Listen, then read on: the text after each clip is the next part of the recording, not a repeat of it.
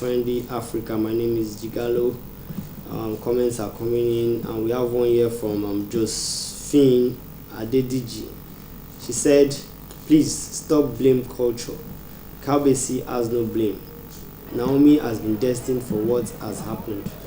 She is the mother of our prince. Orisha has chosen Queen Ashley for Kabiyesi. This little fault in Ashley's part has been cleared by Orisha. Naomi was slightly childish by allowing her family into marital home and not being able to control her talk of a brother. All that happened is for the plan and aims of Aseda to be fulfilled. You know, Aseda is another name for maybe gods or something. Yeah, so remember the boy that was born blind in the Bible for the scripture to be fulfilled. Now, Christians and pastors, don't start on me. Akure and Ile-ife has also a special and historical bond for the prince to come out from there. Kabiyesi should help Naomi to develop a church. The matter between Kabiyesi and Naomi is spiritual. You cannot ask or blame Orisha. Queen Ashley is Yeyelorisha of Yoruba land, and this is from destined Adediji. Yeah, that is all for now. Thanks for listening to our feedback. Send in your comments. Visit our channel Trendy Africa. Go through our videos. Find some interesting topics. Send in your comments, and we'll continue to read your feedback. Yeah. Bye for now.